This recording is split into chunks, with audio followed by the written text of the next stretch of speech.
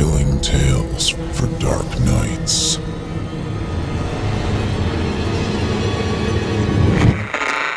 Want to make sure you never miss a Chilling Tales for Dark Nights video again? Be sure to subscribe and hit that bell to turn on notifications. The following interactive performance is a first-round entry in Chilling Tales for Dark Nights 2025 Evil Idol voice acting competition. And you, listener, get to help decide who advances to round 2. Voting is simple. Following the performance, simply click the thumbs up icon on this video if you'd like this contestant to move forward, or the thumbs down if you'd like to see them be eliminated. Voting on this entry will conclude 1 week after the date of its posting. Thank you, and good luck to all of our contestants. I don't tell people I hunt monsters for a living. I tell them I read fire. Arrows of soot, scalloped char, footprints that point back to origin. I'm paid to stand in the ashes and translate. The Wexler place sat at the end of a cul-de-sac with its oversized lot and boxy geometry. It was the kind of house a man builds when he can pay cash and doesn't like neighbors. When I arrived, the roofline was a ragged silhouette, and the yard glittered with shards of broken glass. The heat was gone. The odor wasn't. I recognized the all-too-familiar scent of resin and varnish, along with the mineral bite that clings to brick after a structural fire. I walked the perimeter with my camera and notebook in hand. Porch collapse noted, siding ripple on the B side photographed. Vent paths traced where the living room had breathed through broken panes. The kitchen read like a flashover, where everything had ignited simultaneously after a certain point. In the entry hall, blistered latex paint curled into scales. In my world, that isn't just evidence. It's poetry. Downstairs, the stairs held. I eased weight on each tread while my partner, Dwayne, kept a hand on the rail and muttered that the place gave arson vibes. He wasn't wrong. The char along the east wall was too even for a basement that should have smothered early. Vertical streaks ran like someone had held a torch steady. Open space replaced the rec room. Joists overhead were gashed and brittle. The carpet was gone. Where it had once been, badly damaged padding remained, a tan ghost on the slab. My light caught a clean rectangle behind scorched insulation, a seam in the concrete, edges crisp, a soot outline where a door had once met the wall. Is that what I think it is? A hidden room? Dwayne asked. I'll take a look. The door lay twisted on the floor. I peeled fiberglass back and stepped into a space that hadn't been on any floor plan the city sent me. It was concrete on 3 sides. The 4th had been blown open. In the center, bolted to the slab, stood a metal frame about the size of a minivan. It wasn't a generator or HVAC. It looked like a gate. Steel struts, triangulated cross members, a ring assembly that had twisted under heat until bearings seized and scored the metal. I documented everything. I began with wide shots, then focused on details. Melted harnesses that were once cables, bubbled electronics, a panel faceplate slumped and frozen. Whoever built this wanted redundancy and isolation. I could see that in the stacked breakers and a pale ceramic liner I didn't recognize. On the back, where the heat had peeled a cover away, I found etching that didn't look like a maker's mark. It wasn't in English. For a moment, I thought it might be serial numbers, but eventually ruled that out. They looked more like reminders engraved in a private shorthand.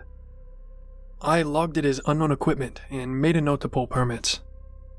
While Dwayne measured spalling near the stairwell, I worked to the south wall. There, half embedded where the concrete had popped, I found a warped lockbox, the clasp had sprung. Inside, under a crust of ash, lay pages fused at the edges. I teased a corner up with a pair of pliers and read by flashlight. Block letters, engineer neat. Between paragraphs there were small diagrams of rings and coils, and a rectangle with arrows marked in and out, Words and phrases stood out. Containment, threshold, phase error, breach. We finished scouring the basement. There were no pour patterns or splash arcs, and nothing that indicated gasoline had been used as an accelerant. The fire had traveled in ways that didn't map to a single origin point, but you don't say that on site. You say it later in a report, after you've slept and had a second look. On the way up, Dwayne asked what I thought. I told him Wexler allegedly liked secrets and heavy metal, and that someone had poured time and money into something the city would never have approved. He said neighbors told patrol that Wexler worked in applied physics from home, suburban code for "we saw pallets delivered and didn't ask questions." Outside by my tailgate, I looked back at the scene the fire had revealed. In this line of work, you learn to accept ugly gifts. Back at the office, after I logged evidence and washed the ash off, I laid the salvaged pages under a forensic light. Enough ink remained to put at least a portion of the narrative together. The writer wasn't a hobbyist. He wrote like a man building a dam to guard against a flood. He detailed ring alignments and input phases that had to be matched, or the window will stutter. Then underlined, "If the field fails, do not remain near the aperture." A later note used a phrase I don't often see in lab logs: containment compromised, burn to function. Fire as a fix isn't a comforting thought when you're paid to reverse engineer what it does. I told myself I'd sleep on it, call a physicist in the morning, and let it be until it wasn't my job anymore. That's when my phone buzzed. The message came from an unknown local number and contained just one line of text. "I made it out. The machine worked. I need your help to get back." I stared at the screen. Another message arrived before I decided whether I believed the first. "You were in the basement. You touched the pages. Please respond." I didn't answer that first night. The message sat in my inbox like a live wire. Plenty of times I'd had grieving relatives track me down, people who wanted someone to blame for what fire took from them. But those people usually led with names, condolences, sometimes rage. This was different. This was personal, inside knowledge I hadn't shared with anyone but Dwayne. I told myself it was a prank pulled by some neighbor who saw me carry a half-burned journal out. But when I woke up the next morning, there were 5 more messages, each worse than the last. "Don't ignore me. I know what you saw down there. It isn't safe to leave it broken. You're the only one who can fix it. They'll listen to you, not to me." I didn't reply. I drove to the office, sorted case files, and filed the Wexler House prelim under pending cause. Then I tried to focus on a kitchen fire in a duplex down in Southview. But when I pulled the photos off my camera card, I found something that shouldn't have been there. Tucked between the basement shots was an image I hadn't taken. It showed the frame, the machine, before the fire. In the photo, the machine was whole and intact, humming with pale light. It was taken from the same angle I'd shot the ruin from. Only no one could have taken that photo. The room had been sealed behind concrete until the blaze tore it open.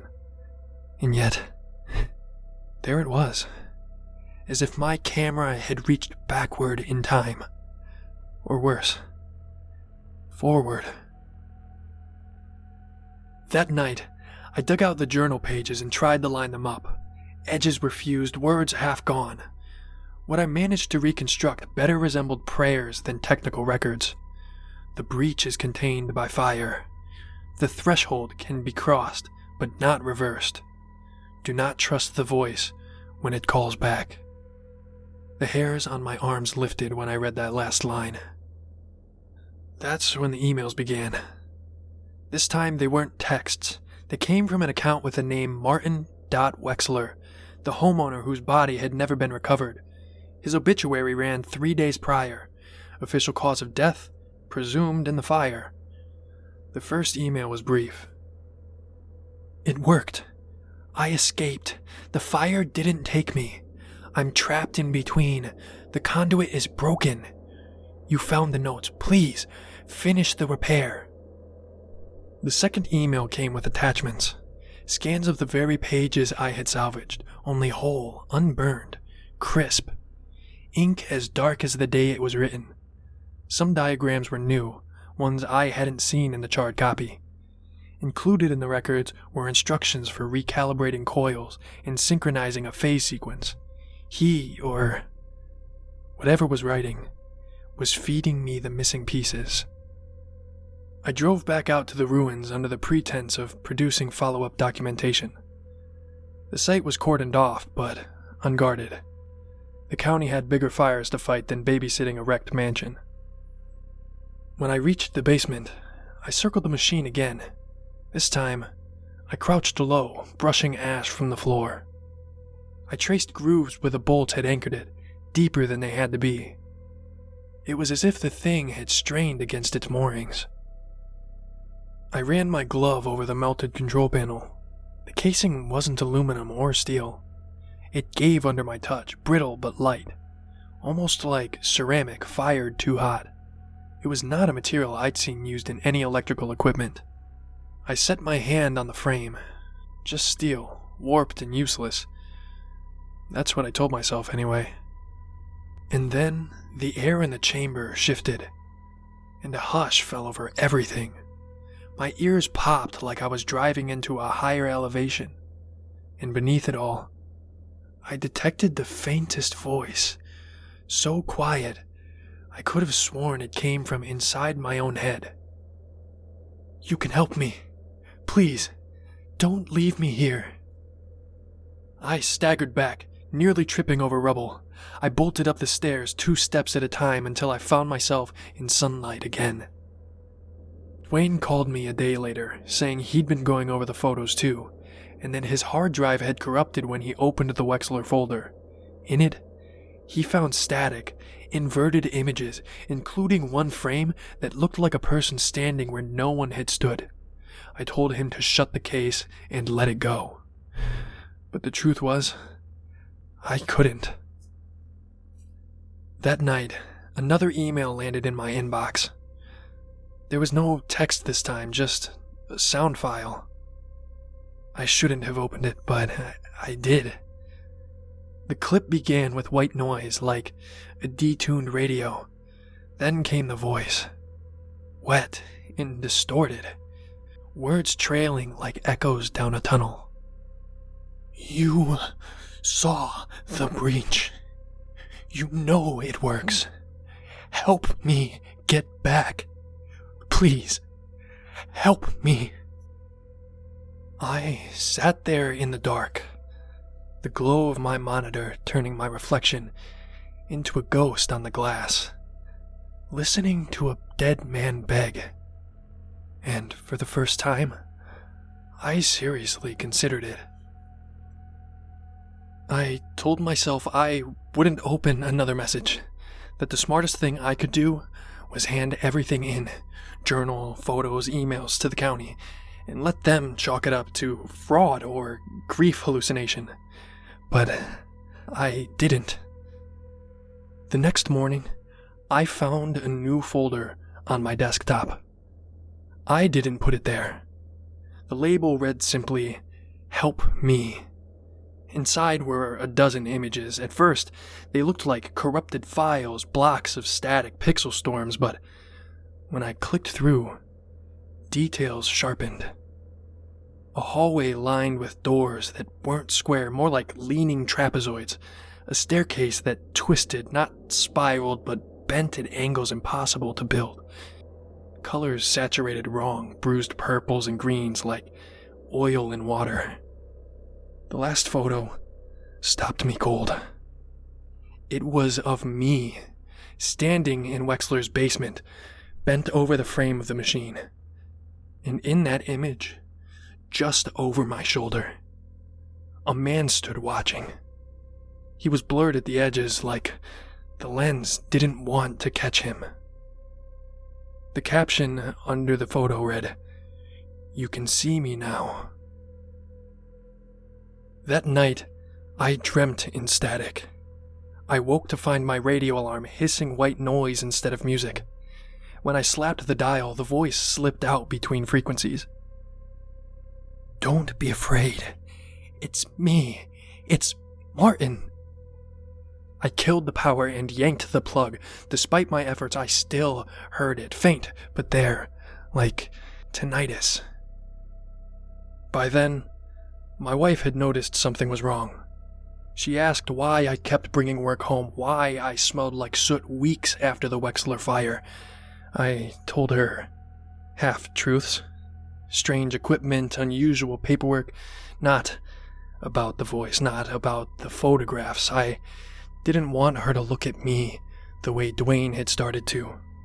Like I'd crossed a line no sane investigator should ever cross. The next email arrived while she slept. "If you repair it, I can show you. I can show you what's between. I just need a little more power. Please, I'm alone here." Attached was an audio file. I hesitated, then played it through headphones. At first, it was just Martin's voice, pleading, distorted but recognizable. Then, under it, I detected something else. A second voice speaking with him, a half-second out of sync. It spoke in an unfamiliar language, scraping at my memory, digging at my skull. I ripped the headphones off and sat in silence, heart thumping like I'd run up a flight of stairs. When I looked back at the waveform, the visual showed two distinct tracks blended into one. It wasn't just Martin talking. Something else's voice overlaid his. I should have deleted everything then and burned the notes. I should have reported my laptop stolen and tossed it into the river. Instead, I started sketching.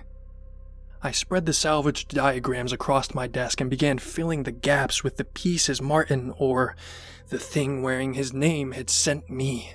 Circuits, coils, resonators, none of it should have made sense. And yet, in a way, it did. Like the logic was waiting for me, nested under what I already knew about heat patterns, flow, and venting. I hated myself for it, but I couldn't stop. The next time the voice came, it was through the handheld thermal imager I used at every site. In shock, I dropped the device. It powered off on its own upon impact, screen black, but I swear I heard him sigh as if we just made eye contact. That was when I knew whatever I was dealing with wasn't confined to burned walls and melted circuits. It was leaking through every wire I touched, and it wanted badly to communicate. By the end of that week, I wasn't sleeping. The voice found me in every hum of electricity, the fridge cycling on, the street light outside of my office window, the faint buzz of fluorescent tubes in the county lab. I'd catch it murmuring my name, promising that if I just finished what he started, Martin could come home. I stopped telling my wife anything. She thought I was pulling double shifts. In truth, I was sitting in the wreckage of Wexler's house with a flashlight clipped to my collar, sketching coil diagrams on the back of arson forms. The machine looked dead. Melted harnesses, warped steel, brittle control board, but the bones were there. Enough to rebuild if someone knew what they were doing. I wasn't that someone, but the diagrams filled the gaps, like a voice whispering the answers during an exam. I stripped copper from breaker boxes, spliced salvaged wiring, and rerouted currents from a portable generator I'd hauled in under tarps. When I threw the first switch, nothing happened. The second time, the frame groaned. Cold bled into the room so sharply my teeth hurt. The air shimmered like heat ripples, but in reverse, pulling light inward instead of pushing it out. That's when Dwayne showed up. He must have tailed me, or maybe my wife had called him, worried about where I was spending nights. He came down the stairs with his flashlight beam cutting through dust and called my name. "Peter, what the hell are you doing?" he asked. I tried to explain that Martin was alive, trapped, begging for help, that we had the instructions, that it could work. Dwayne didn't buy it. He walked right up to the generator, yanked the main feed loose, and told me I needed medical attention more than this wreck needed fixing. I don't know what possessed me.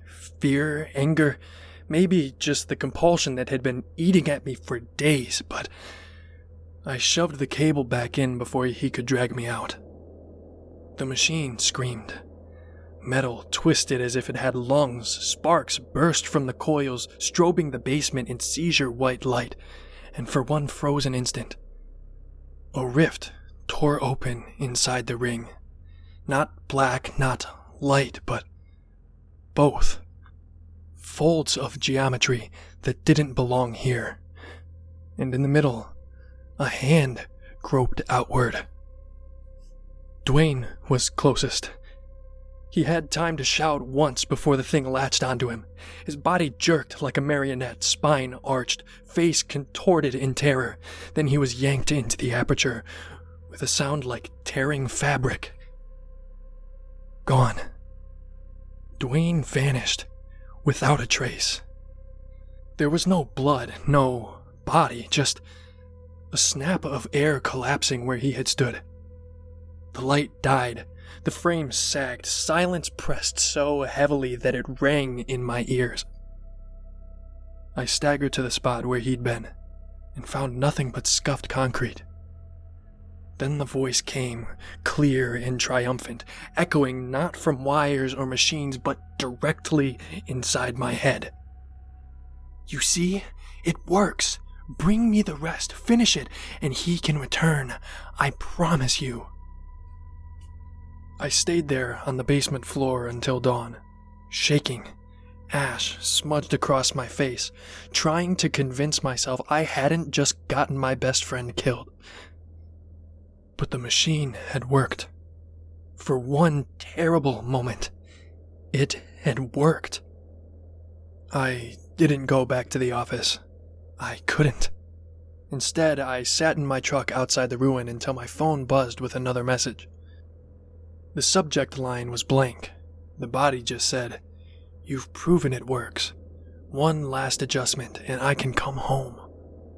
Attached was another schematic, this one showing stabilizers I hadn't seen before, curves drawn not in pencil but in some metallic ink that shimmered even on a screen. I stared at it until my eyes watered.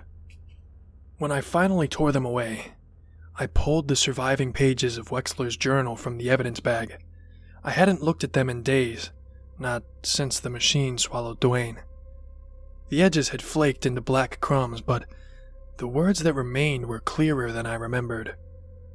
Fire contains, fire cleans, fire severs the conduit. The machine does not free, it cages. If the voice calls back, it is not me. I flipped through and realized something sickening. The notes I'd been given by email, those missing pages, were fabrications. The tone was all wrong. The real entries weren't blueprints for transit. They were warnings. Wexler hadn't been building an escape hatch, he'd been patching a breach. I read until the words blurred together. The last entry chilled me worse than the night in that basement. The fire must not fail. The gate must die with me inside. Containment is my grave and must remain so. Should it open, the world will disintegrate. I sat back, shaking. Journal fragments spread across my lap like evidence in a trial. Martin Wexler hadn't escaped. He hadn't made it to some limbo realm waiting for my help. He'd burned his own house down because it was the only way to destroy what he'd built. And if he'd stepped through that machine during the blaze, it hadn't been to save himself. It had been to hold the door closed from the other side. The next email shattered any lingering hope. Gone was the polite pleading and desperate proclamations about being alone or trapped.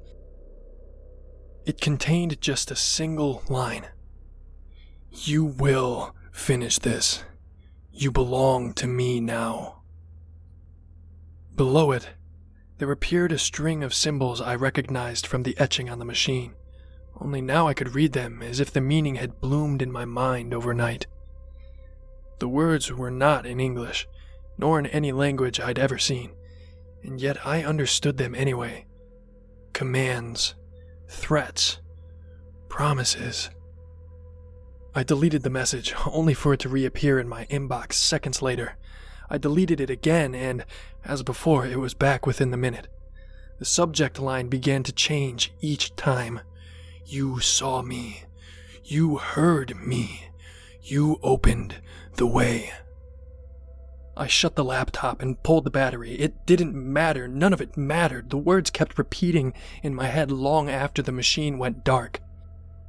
I went back through the official file. The fire's origin point, heat maps, burn patterns, and now I saw it clearly. Martin hadn't been careless with wiring or playing amateur chemist. He'd lit the match himself. He hadn't cared about insurance or revenge. He had been trying to imprison something that refused to stay buried. I closed the file and pressed hands against my eyes until colors sparked behind my lids. All I could see was Dwayne's face when the hand came through, mouth open in that last, impossible scream before he was yanked into oblivion. The thing that had taken him was no lost homeowner. It had worn Martin's voice, worn his words, worn him like a mask, pleading for release. I didn't answer the next message, or the dozen after it. I shut off my phone, unplugged the router, and killed the breaker to my house. My wife thought I'd finally come to my senses. But the silence didn't last, because the voice didn't need wires anymore. It breathed from the cracks of the fireplace, curled in the whispers of traffic outside. Even in the dark of my own head, it found me. "Finish it," it said. "Let me through. Bring him back." Every word scraped like nails down the interior of my skull.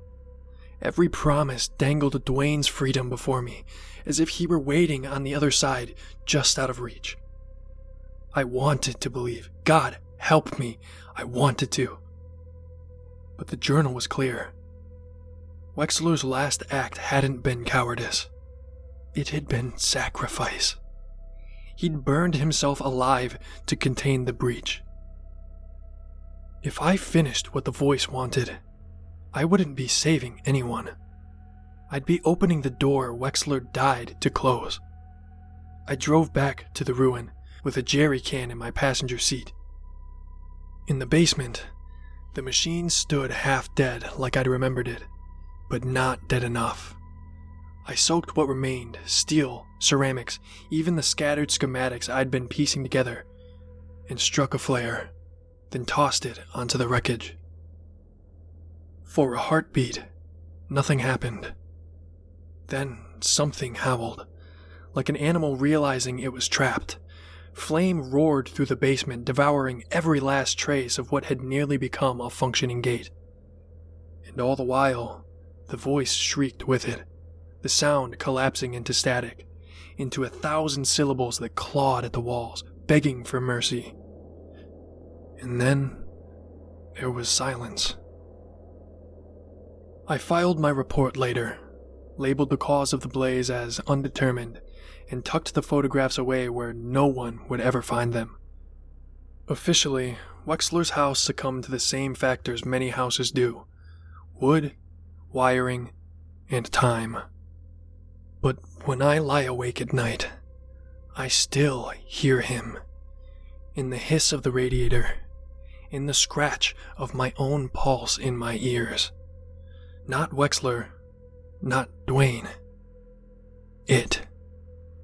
And it's telling me the fire only bought time, that it will find another way through, and when it does, it swears, I won't see it coming. Thank you for listening.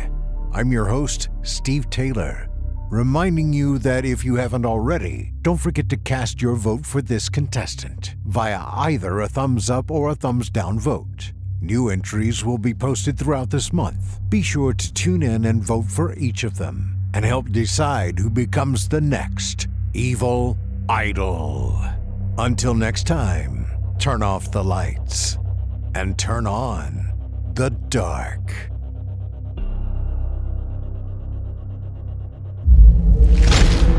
Chilling tales for dark nights.